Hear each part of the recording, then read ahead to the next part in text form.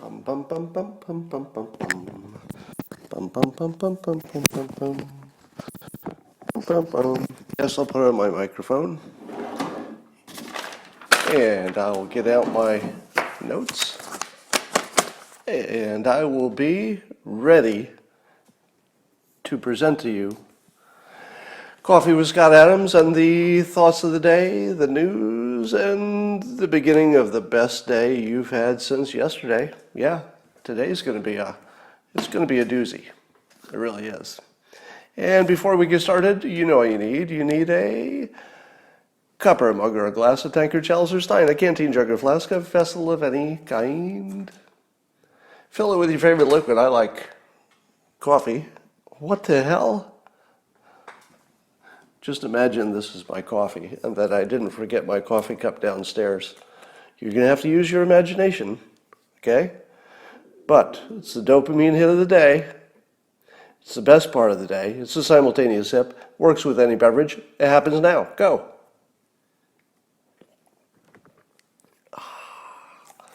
That might be the first time I've forgotten to have my coffee cup with me. Well, that's just because there's so many things happening. How many of you had elk as the statue that would be destroyed next in the statue Deadpool? Did anybody guess elk? Because somebody set a statue of an elk on fire. It was obviously a white supremacist elk, so in a way it had it coming. As things continue into more and more ridiculous territory, I think we can see that maybe things were not what you thought they were, if you know what I mean.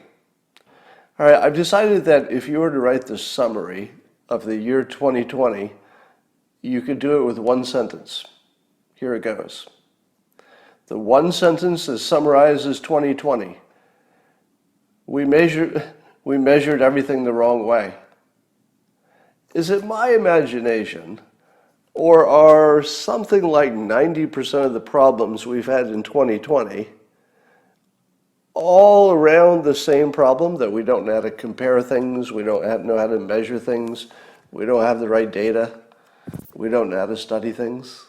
It feels like a lot of this is self-imposed, meaning that a lot of the things that are making us unhappy are just because we don't know how to do math and compare things and measure things. So look for that. One of my favorite things to do is watch CNN for what I call contempt face. Now, those of you listening will miss the magic of this next segment, but have you noticed there's a face they make on CNN that you don't see on Fox News? Let me do an impression of somebody on Fox News, both opinion and news people, reading the news. Blah, blah, blah, blah, blah, blah, blah, blah, blah. Here's the news. All right, did you see that? Nothing weird going on with my face. Now watch every CNN host or opinion person talking about President Trump with contempt face, and it goes like this. And really, it doesn't even matter the topic, so I'll make up a topic. Let's say President Trump said that racism is bad. Right? You figure, well, most people are going to agree with that, even CNN. But no, they can turn anything into a negative with contempt face. Watch me do it now.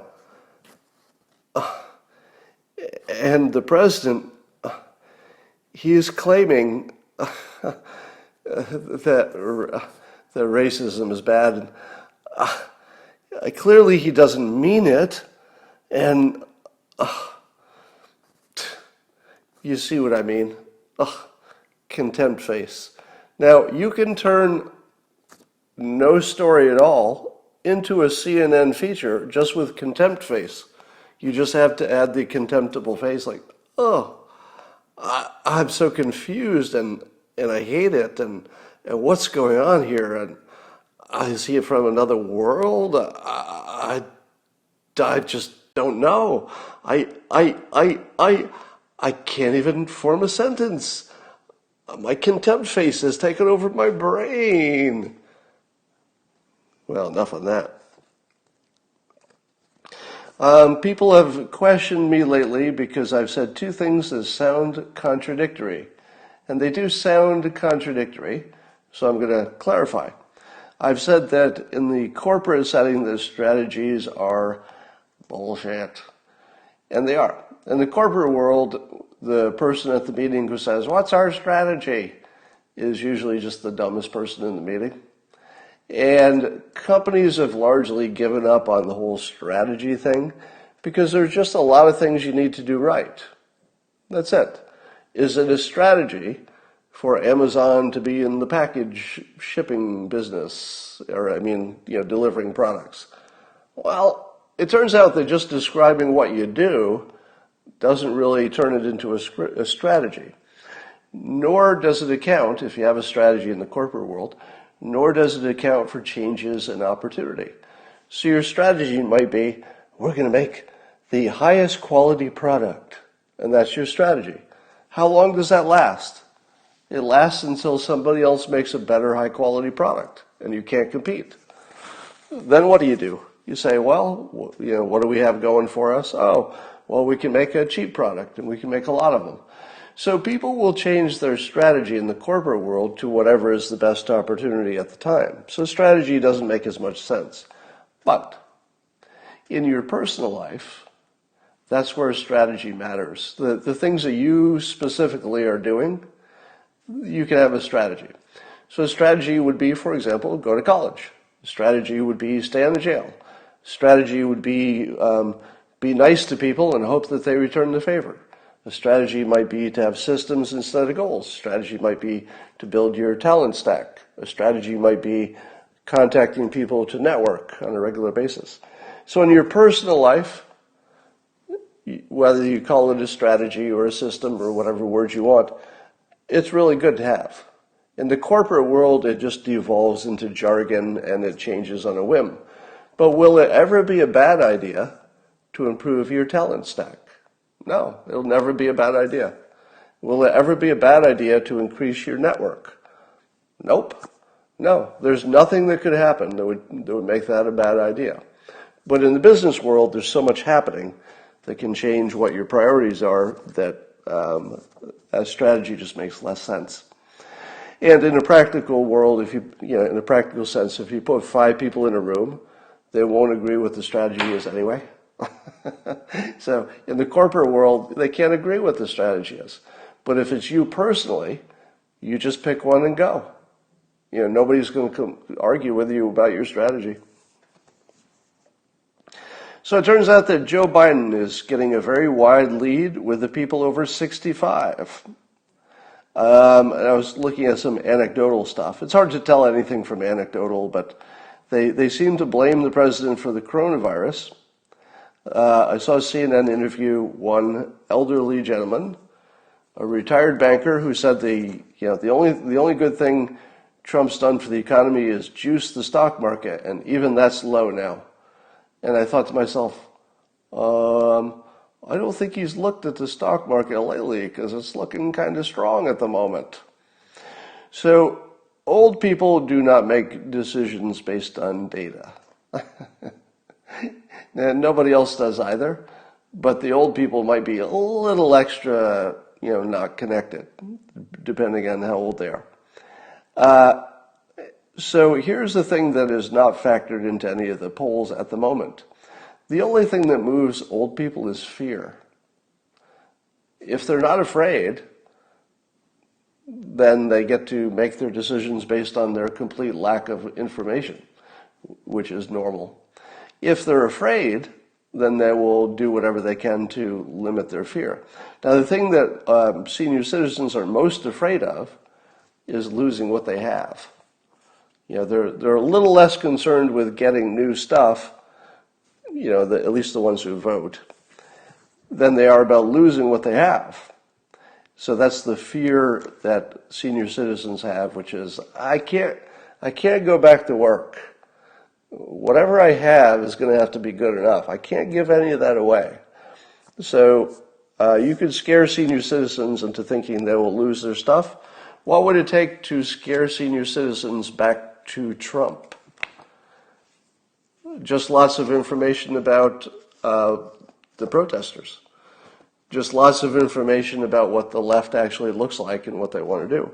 It's plenty scary. You don't have to add anything. So we'll see. We'll see if that happens. So remember I made a suggestion that for the sports that don't have live audience, and we'll see a bunch of them while there's a coronavirus, I said they should have some kind of technology where people could hear the people watching at home cheering. It turns out that exists. It turns out that there's an app, or I think it's a website app, basically, called Hero.live. And hero is spelled the way you hear, H-E-A-R, with an O on the end, .live. Apparently they're already doing business for ESPN and something else. So is there any reason that the NBA, for example, couldn't just say, hey, everybody watching this game, if you use this app, you can all be sort of talking to each other by your phone. So you would hear the cheering, but it would come out of your phone or your mobile device, not out of your television. But it would be in real time because you would be connected to the people who are watching the same event at the same time. So that exists. It's called Hero.live, H-E-A-R-O.live. And I know that because the company contacted me to tell me. I don't have any connection to them. All right. Here's my suggestion for improving the economy and making us robot-proof. Are you ready? Goes like this. Here's something you don't know, so I'll give you some information and then complete the story. Many of you know I bought an electronic bike, meaning it has a battery in it and it assists your pedaling. So you still have to pedal. You can't drive it without pedaling. But the bike just makes you feel like you have a superpower. Now, when I try to explain to people what that feels like, because the way things feel really determine how things go, right? It's not our common sense, it's not our data, it's the way things feel. And I gotta tell you, the way an e-bike feels compared to a regular bike is day and night. You can't even compare them. The feeling of being on a regular bicycle, hold that in your mind. Almost all of you have been on a regular bicycle. It's pretty good, isn't it? Don't you kind of like riding a bike? I mean, if there are no hills, it's a nice day and you're on a bike, it's a really good feeling. Now, I'm going to give you an analogy to make you understand how much better it feels to be on an e-bike. Because if you don't get how much better it feels, the rest of the idea will not hold together. So I got to transmit to you the feeling. It goes like this. Imagine if everything in the world was exactly the way it is. The only change is that you personally have an 80% reduction in gravity. Just you. Everything else in the world is the same gravity, but for magic reasons, you personally don't have the same amount of gravity. So you can jump 20 feet in the air, and when you come down, you don't even get hurt because you only weigh 20% as much as you would have, and your muscles are all the same, so it's easy. Now imagine a world in which you can run around and interact with the world. Everybody else is on regular gravity, but you're at 20% gravity.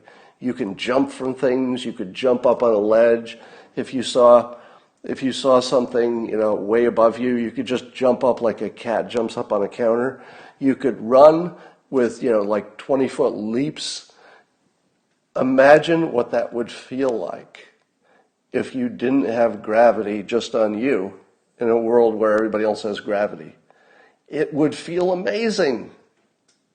That's what an e-bike feels like.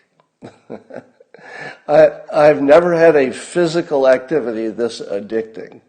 The feeling you have of being extra strong on your bicycle, because the battery is sort of just helping you out there, that feeling is really addictive. And it doesn't feel like a regular bike with a little extra. It's a whole new experience. So just in the same way that, if let's say you're a distance runner and you really like it and it feels good and you get all that, and then I told you could run 50% faster tomorrow. It would be really a kick, wouldn't it? Imagine just being able to run 50% faster. So that's what an e-bike feels like. You can't compare it, and it's really addicting. Now, here's the idea.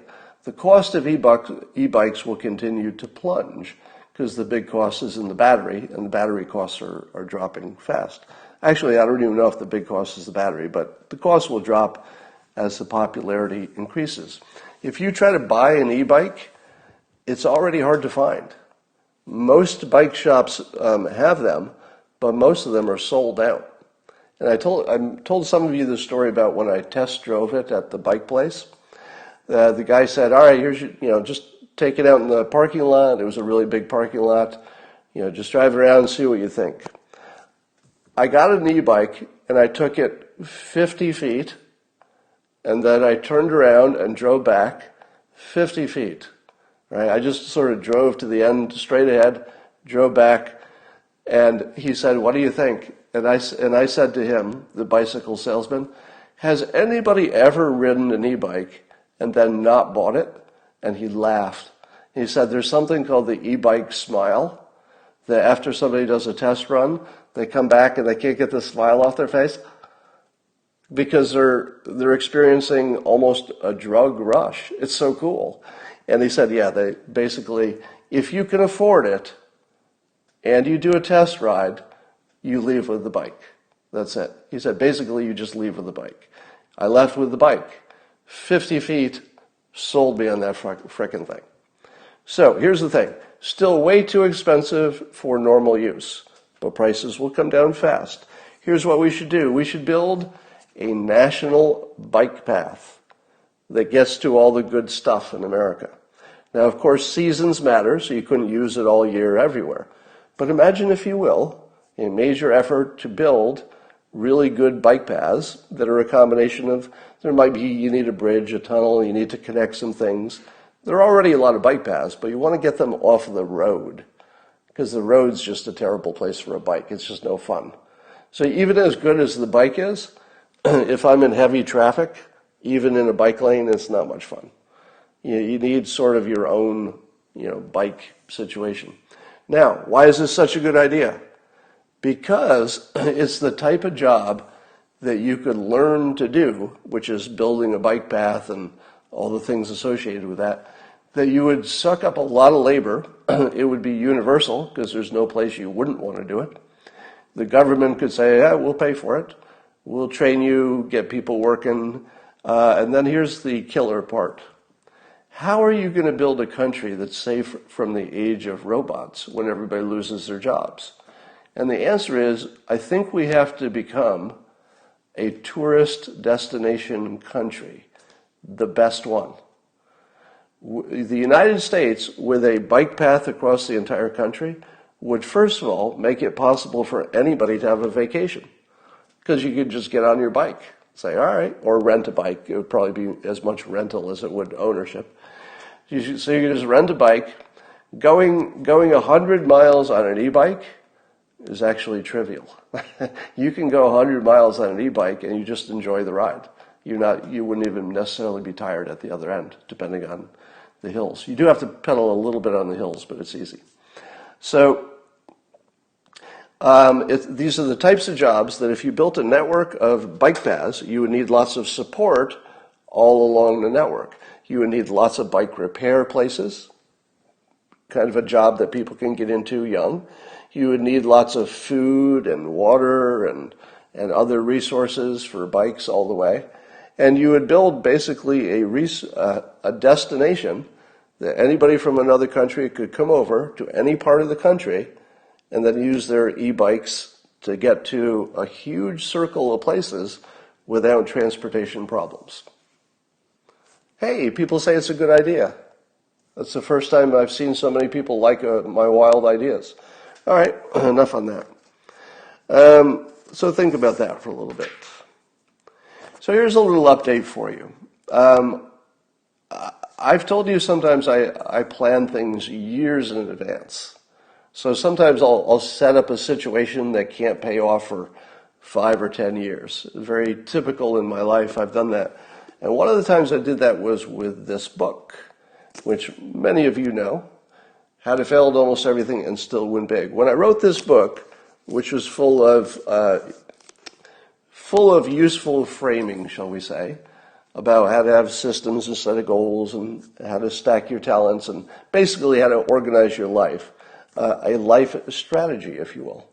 A whole bunch of things that if you said, all right, I'll take these parts and build myself a system, that you would come out ahead.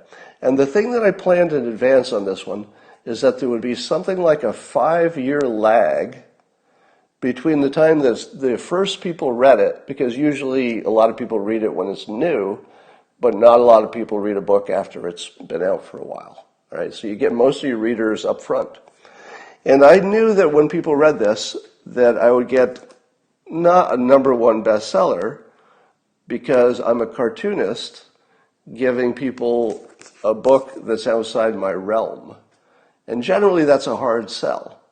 And so when I wrote this, I said to myself, all right, it's 2013 when this is going to come out. And somewhere around 5 to 7 years from now, I mean, I didn't know the exact time, the people who read the book first and then employed the suggestions are going to start coming forward. In other words, people are going to say, I used this book and look what happened to my life. I got this promotion, I lost 80 pounds, I did this. And now all those things are coming through. So I just got, this is a little inside baseball kind of a talk. If you're an author, you usually get paid upfront for a book. It's called the advance. And then let's say they give you $1 per book or whatever you've agreed in your deal for each book that's sold. You don't get any more money than that initial check unless you sell so many books at $1 a book, just for my math example, that all of that would have added up to the first amount you got. Once you've earned that by selling a lot of books, then you can get additional checks. I'm a notable enough author, I'll use that word, that I always get an advance. Now, not every author is going to get an advance. Sometimes they'll get a little one that's just a token. If you're a brand new author, don't expect a big advance.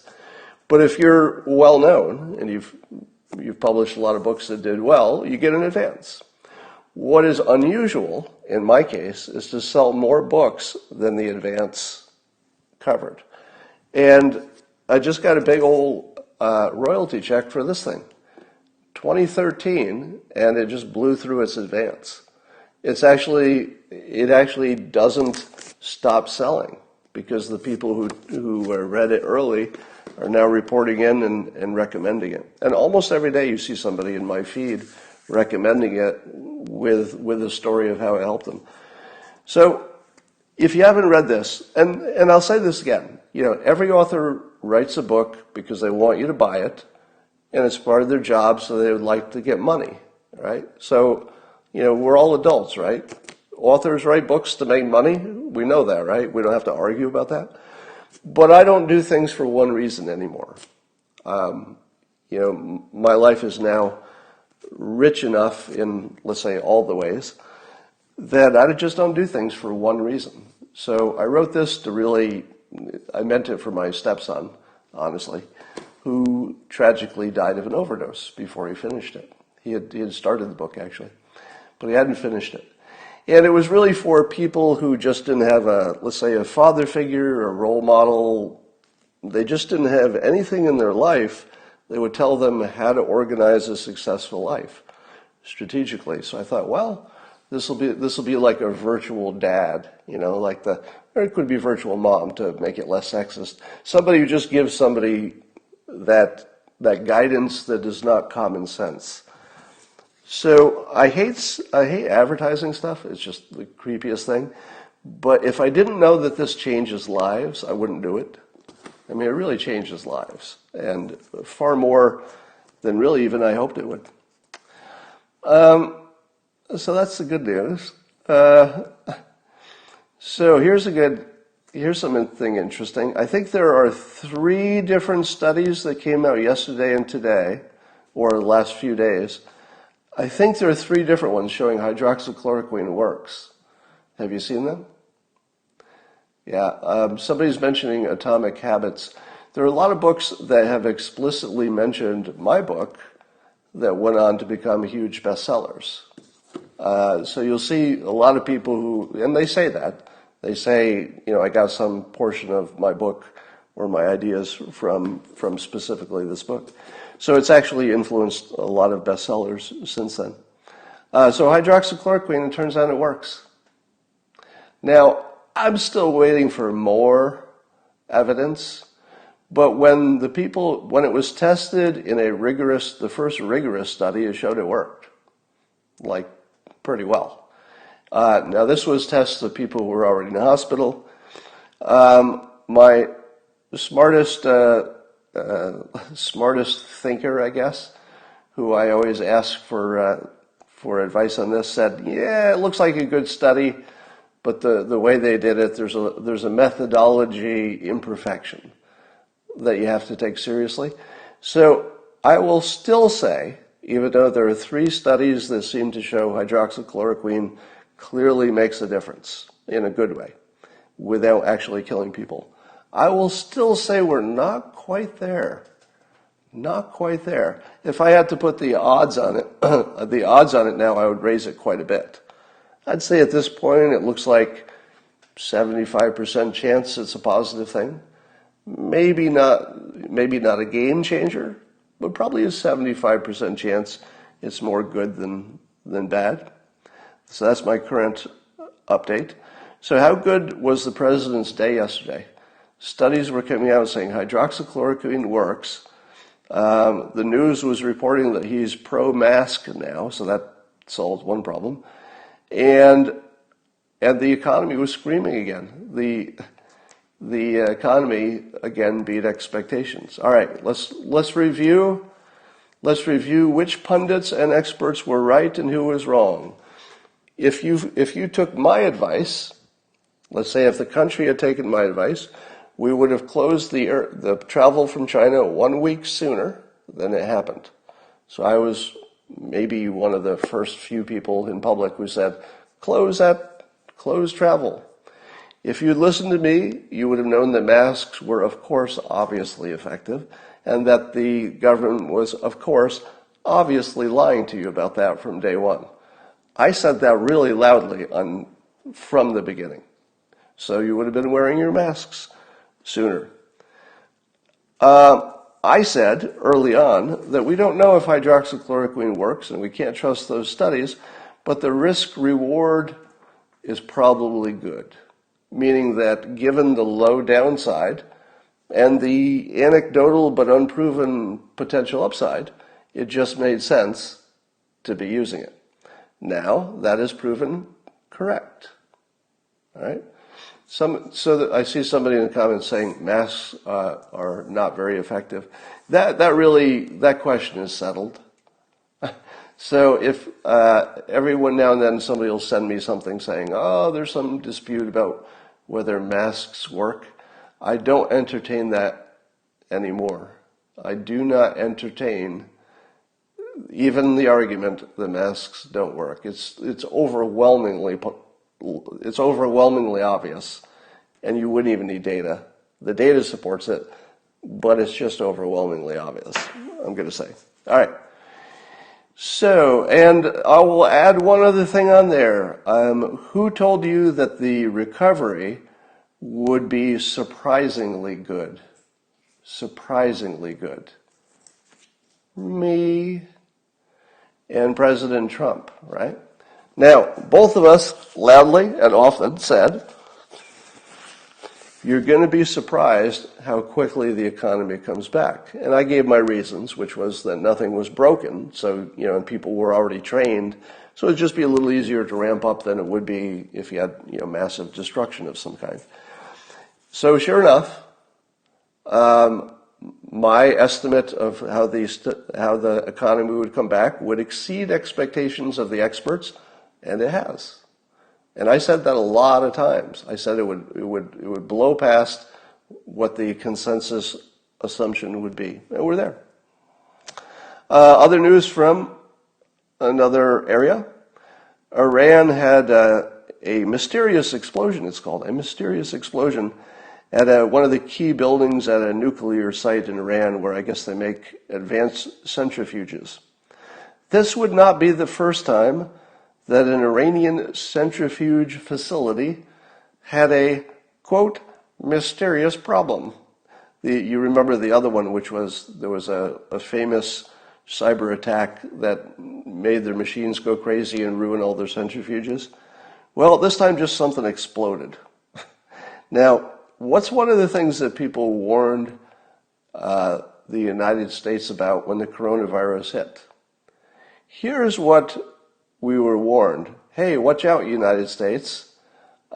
Given that you're all distracted by this coronavirus stuff, United States, it could be that other countries will start to get adventurous because they think your attention is turned somewhere else. Totally a risk. We should take that seriously. But there's a flip side to the risk, isn't there? The flip side is that we can take risks internationally that we maybe couldn't have taken before because they're also distracted. So I'm not going to say that the United States was behind the mysterious explosion. I'm not going to say that Israel was behind it. I mean, you can make your own assumptions on that. But here's what I will say to add to the story. If it was either the United States or Israel, the timing was kind of perfect. The timing was perfect because everyone's distracted by coronavirus. So in order for Iran to get any kind of a win out of having their facility attacked, they would either have to mount a counterattack, which looks impossible at this point, or they would have to get public opinion on their side, and nobody frickin' cares. We just don't care about Iran at the moment. I mean, the world just sort of doesn't care. We just have other things to worry about.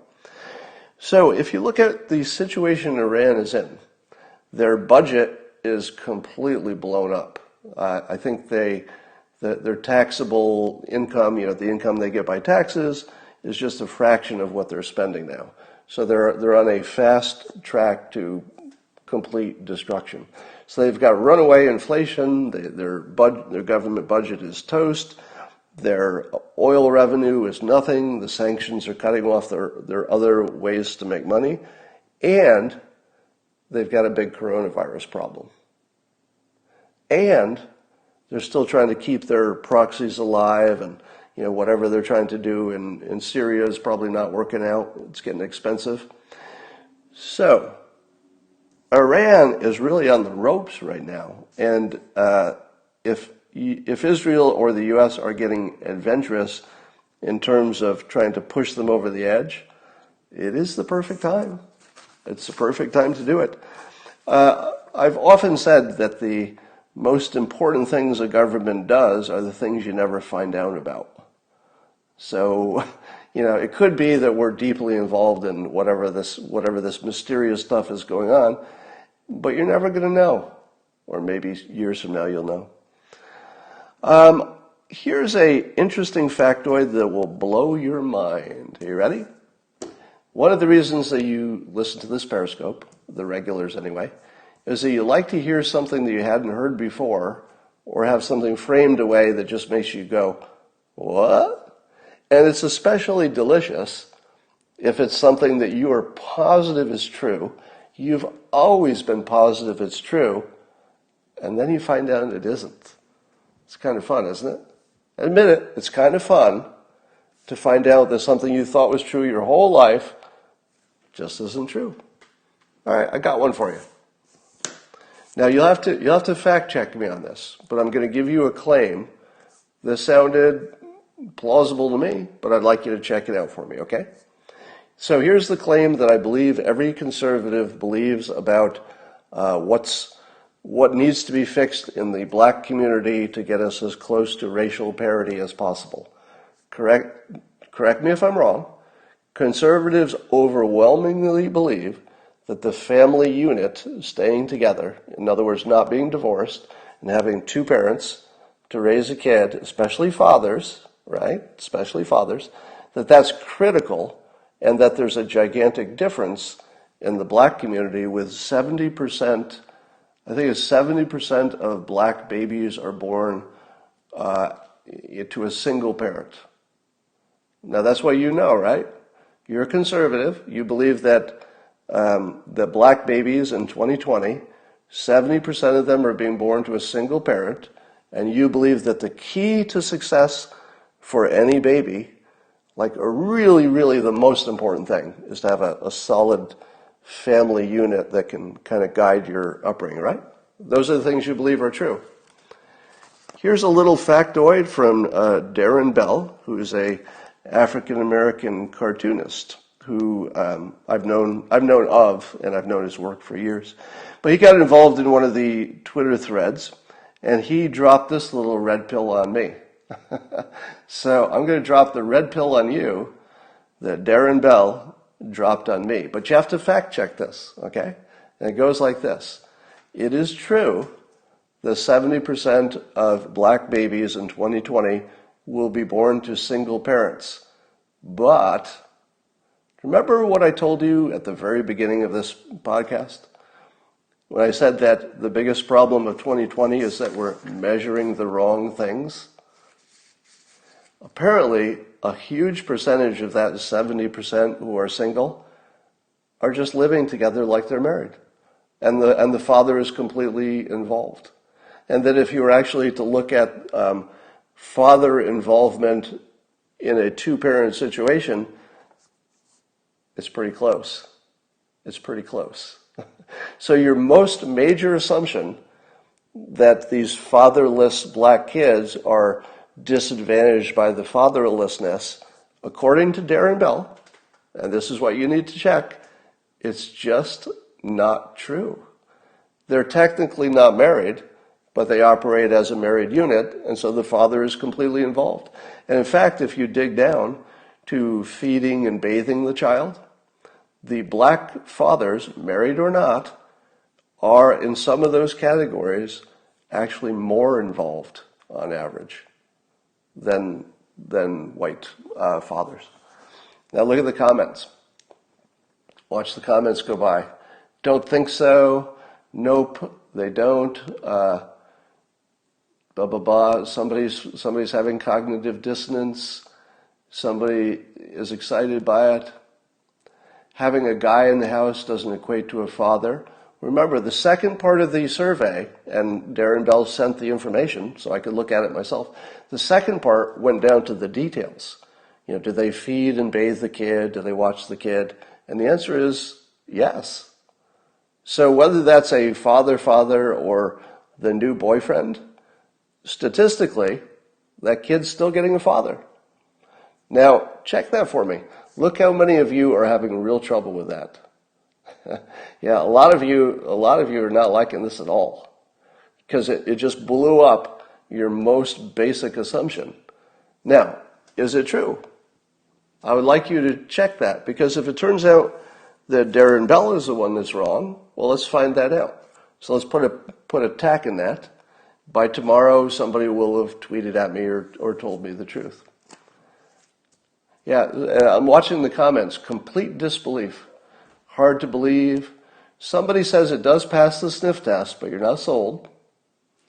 And you're seeing a few people saying, oh, shoot, could we be that wrong?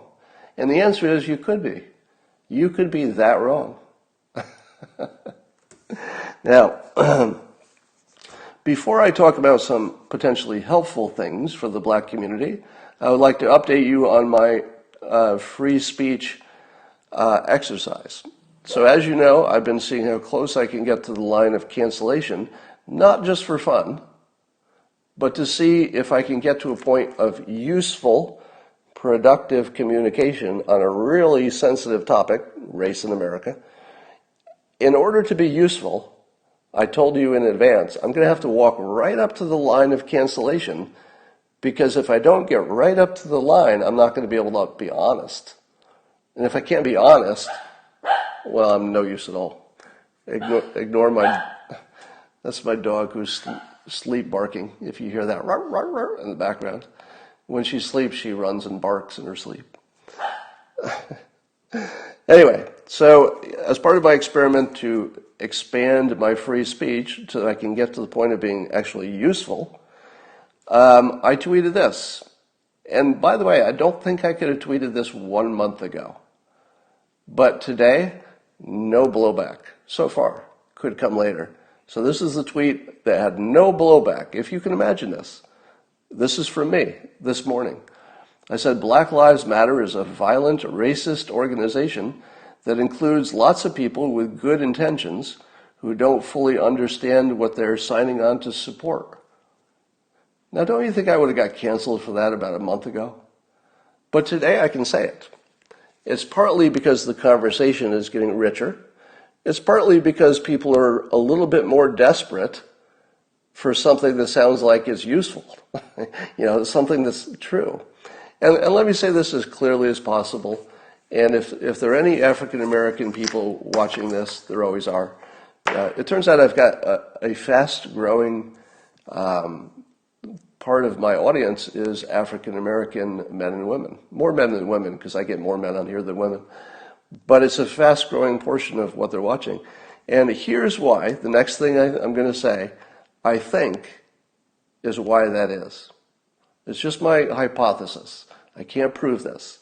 I think the reason I'm getting a fast-growing increase in black audience for what I do is that I'm not going to be condescending. I'm not going to treat you like you can't handle the truth. Right? I mean, who doesn't appreciate that? And black people say this directly all the time. You hear this all the time. I'd rather you just told me the truth. Right? Don't pretend you're blowing smoke on my ass and then go be a racist privately. Just frickin' tell me the truth. Because I can deal with the truth. I just can't deal with this BS stuff. I don't know what to do with that. Perfectly reasonable. So here's some truth. Here's some truth. White people almost routinely lie to black people because they feel they have to. White people almost universally lie to black people about race because they feel they have to. So if you would like to have an actual conversation about race, you're going to have to get to the point where you can convince some white people to stop lying to you. Because if you can't get them to stop lying to you intentionally, how the hell are you going to make any difference in anything? So while I believe that Black Lives Matter is more of a political, violent, racist organization, that doesn't change the fact that there are lots of things that need to be fixed, whether you're black or anybody else. And here's my current thinking on this. We're going to the whiteboard. How would you know that? He says. No, I'm speculating. So I tell you when I think I know something, and I tell you when I'm speculating. So that was speculation, which you're free to disagree with and or fact check. All right, here's how I see the world. So the Democrats support teachers' unions. Teachers' unions are the reason that you don't have school choice. That's the reason you have bad teachers. Teachers' unions are the entire problem. Because if you get a bad school, you got a bad life. Where are the bad teachers? They're in the inner cities, disproportionately teaching black students. So basically, the teachers' unions are the source of most racism. Right? Institutional racism is primarily, the thing that I would agree that black people say is that there's definitely a ripple all the way from slavery. There's definitely something about the system that tries to maintain itself, which makes it harder for people to have the mobility that they need. There was way more mobility, I think, when I was a kid. When I was young, there was way more mobility for everybody. So I think there's much to be said about systemic racism. Everybody's got their own definition of it. But this is a good example, in my opinion. This would be systemic racism with the primary system, the teachers' unions. And you can't fix that as long as Democrats have control, because the teachers' unions favor the Democrats, therefore the Democrats give the teachers' unions what they want. The Republicans would like to break this model by saying, how about instead of a bad school, how about you have a choice? add a little competition in there, right? Put, maybe some charter schools if you can get them, but at least competition. And so that's the Republican way to fix it. Now, which of those two groups, Democrats or Republicans, are trying to fix systemic racism in the place that it matters the most? In other words, if you get this right, and by the way, the black Americans watching this, jump in, and I guess on my eye that's bothering me, jump in and agree with this. If you get a solid education, and let's say a useful thing, you still have racism to deal with, but you're going to slice right through it. It doesn't make it go away, but you can make it less important. And everybody's got their thing, right? I'm short, I'm old, you're ugly, you've got a weight problem, whatever it is. Everybody's got something. But if you got a strong training and background in education, you can probably slice through your problem too. Just different problems. All right, then there's the cities, because it's hard to fix anything, including the schools, if you're living in a place that's so depressed economically. And of course, the mayors tend to be Democratic in the big urban areas, and nothing can get fixed in an urban area if there's money involved, because the people who want to sell their services to the city can just bribe people easily. Now, this has nothing to do with race. There's no race in this conversation. As long as you have this model for cities, where the people running the city can take bribes by big contractors, et cetera, to do things, how can anything ever get fixed? It doesn't even, there's no system here that can fix that. The system as it exists is 1, super racist, 2, unfixable. It's completely unfixable, because you're going to be living in the middle of just garbage if you don't have any way for the mayor to do a real job when they're being bribed to do whatever the contractors want. All right. The only way I could think of to fix the problem of cities being poorly managed is by the what I've called government in a box. Now, I think somebody needs to create the government in a box option so that voters can at least have an option. Imagine if you would, I don't know, now in California you can put anything on a ballot, called a proposition, if you get enough signatures. I don't know how widespread that is, so somebody fact check me on this. But suppose that you had an urban area that was just a mess. Let's take Baltimore. So Baltimore is just a mess, right? And we know that the governance is probably part of the problem historically. Suppose somebody started a petition and said, look, if we get enough signatures here and enough votes, we will replace the mayor and the administration for, let's say, 1 year, could be 3 years, whatever it is, but limited time, with this government in a box, which might be, who knows, maybe it's people from Switzerland who just want to come in and they don't care about your country, they're just trying to do their job, so they get recommended to be government in a box at another city. So they want to do a good job just because it's a business, right? A government doesn't need to do a good job if it can also get elected. If your mayor knows he or she is going to get reelected, they don't really have to do a good job. But if you had a government in a box, which was a private company, let's say consultants, who would come in for a year or 3, just straighten things out, get things on the right track, and then at the end of that you say, all right, it's time for these guys to move on, fix another city. But until that exists, until you have a government in the box option, until somebody offers it, you're just stuck with the old system, which is racist in a systemic way. Now, let me offer you my most provocative thought for ending racism. No. Would it end racism? It would come close. So let's say ending racism is too big because humans are we're unfixable when it comes to recognizing patterns, especially fake patterns. So you can't get rid of people's bias, but you can certainly find systems that overcome them so well that they don't matter as much. All right, here's the most provocative thing I will ever say. You ready? And I can only say this because those of you who have followed my lessons on persuasion and you know that facts don't matter, etc. You have to brainwash children. Children need to be brainwashed. They need it. Because if you don't brainwash them, somebody else will. Either television will, or their friends will, or they'll just work it out on their own, which is the worst case. If you don't brainwash kids, and I'm using that term very thoughtfully, children are not influenced, they're brainwashed.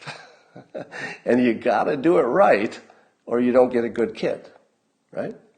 So how could Black America brainwash its own kids easily, and fix an entire generation the moment they're born?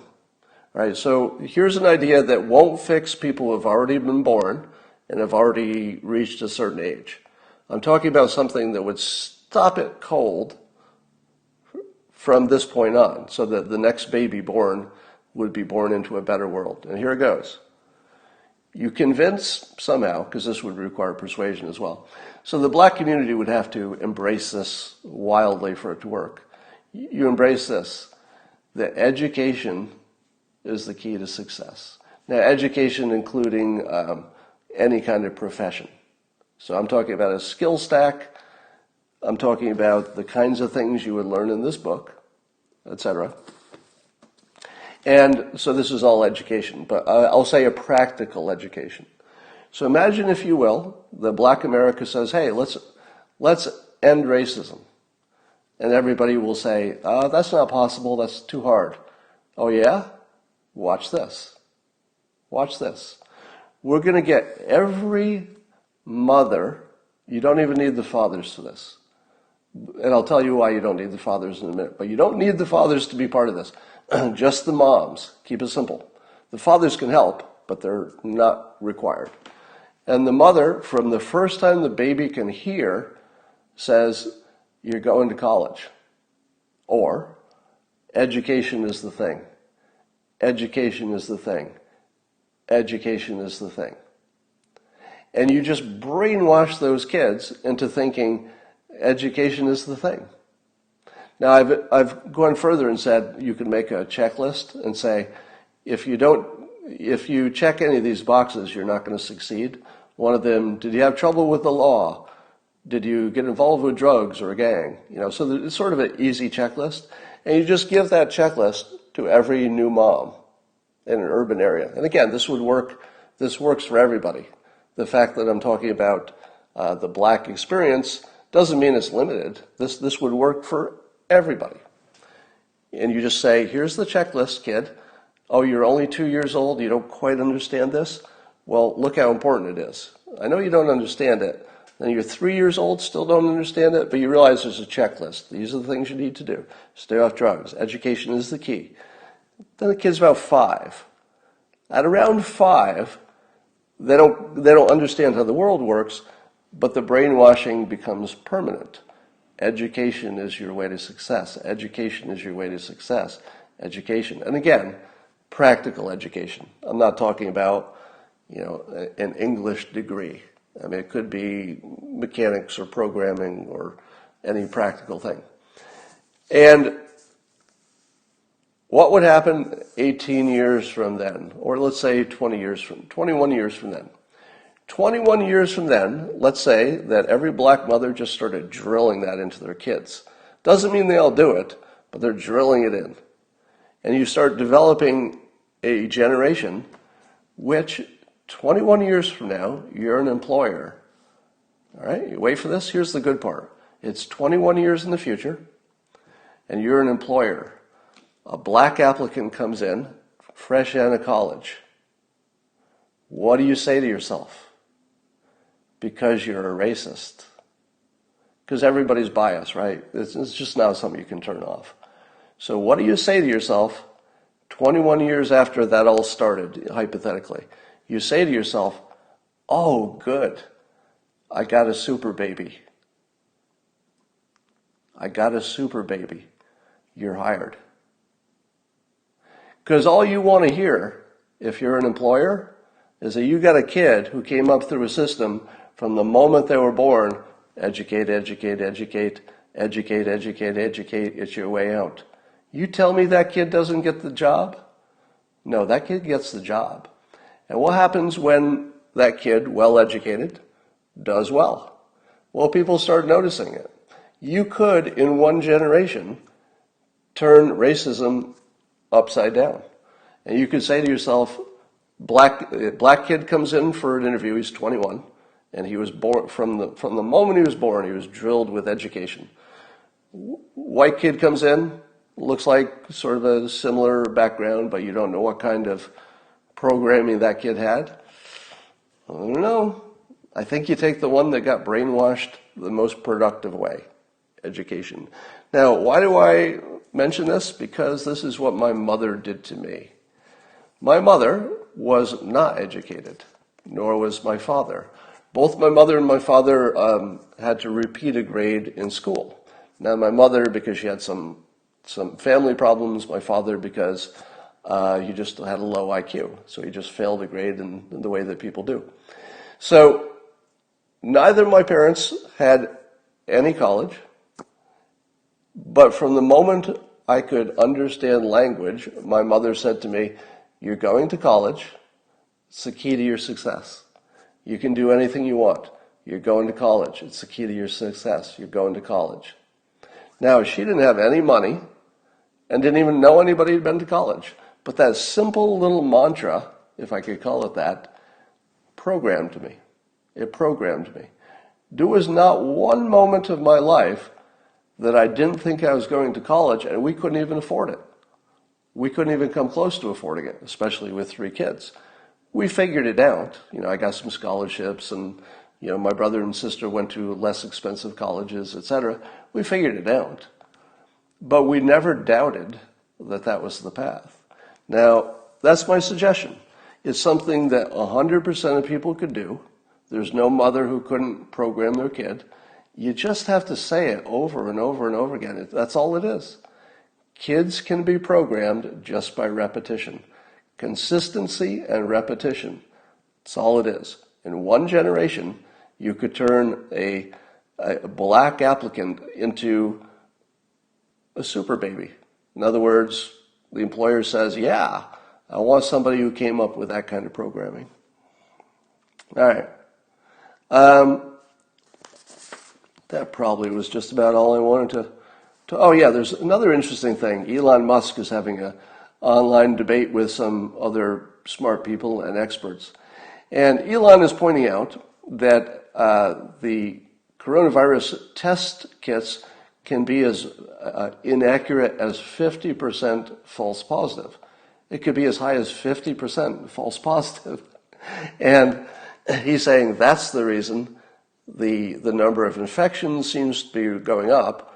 It's a combination of more testing, plus the fact that the testing is so inaccurate, plus the fact, as other people piled in and said, that the hospitals are now open for other business. Now, I have a surgery scheduled, minor surgery, scheduled, and I can tell you for sure that the process is I have to get a coronavirus test, and then I have to self-quarantine for 2 weeks before I go in for my surgery. Now, this is elective, but suppose you just went in, and you didn't have a surgery plan. You just went in to the emergency room. Well, the first thing they do is they test you for coronavirus. So if there are simply more people going to the hospital for unrelated reasons, you're going to pick up a lot more coronavirus because some of them will have it. So Elon is arguing the point. Now, I'm not sure that I agree with Elon's point because these are complicated situations and there's probably a lot of stuff I don't know, but it would explain the unexplained. The most unexplained thing in this phenomenon, correct me if I'm wrong, the most unexplained thing is why infections are going up while death rates are going down. Oh, I know what you're going to say. It's the time lag. But I don't think the time lag is going to change it. That's my prediction. There might be some change, but it's not going to change the major trend.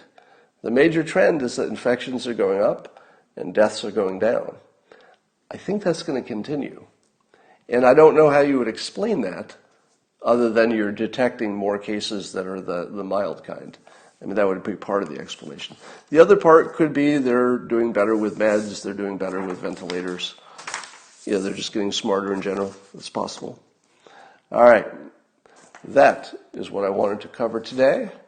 So I believe I've said, let's see, what have we fixed today? We fixed the long-term economy to make us protected against robots by building a national network of bicycle paths and turning us into a bicycle tourist destination with mostly e-bikes in the future.